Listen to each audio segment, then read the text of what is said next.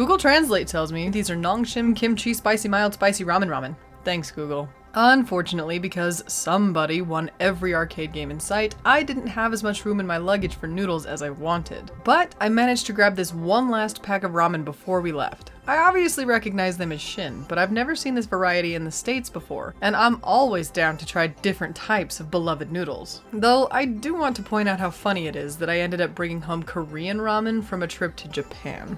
Inside the attractively orange package, you'll find 2 packets. A green and orange one that says flakes but translates to spicy and mild spicy kimchi quick, and an orange and silver one that says soup base and translates to mild ramen kimchi soup, which is actually pretty spot on. Then, of course, there's those beautifully curly Shin noodles. To cook, add the noodles to boiling water and empty both packets into a bowl. The soup base legit just smells like regular Shin, but the flakes package is chock full of actual chunks of kimchi cabbage. Once the noodles are soft, add everything to the bowl and stir to combine.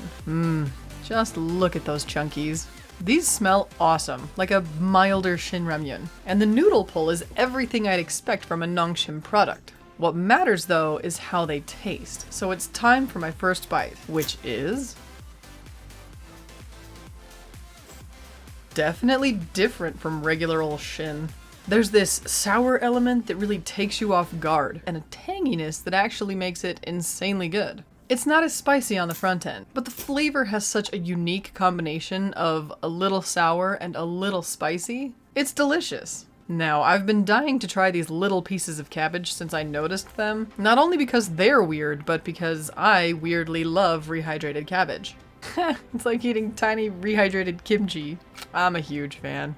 The noodles are so good, and they do an excellent job of both holding the flavor of the broth and gripping those little bites of floaty goodness. I mean, look at this. This is like the perfect bite. And it's all flavor. It's so good. The broth is every bit as flavorful as the noodle bites made it out to be, but with a more obvious kick of spice. And it turns into an extra delicious soup when you get a drag with some floaties in it. And yes, I absolutely had to phrase it that way. Listen, I'm not the world's biggest fan of Shin ramyun, or kimchi either, but my gosh was this tasty. Every bite was as good as the last, and it wasn't hard at all to empty the entire bowl. In fact, I'd do it again if I could. Too bad they don't have these at my local Asian mart. I'm impressed, and I love being impressed. And until the next time I bring some noodles home from a foreign country, stay sweet.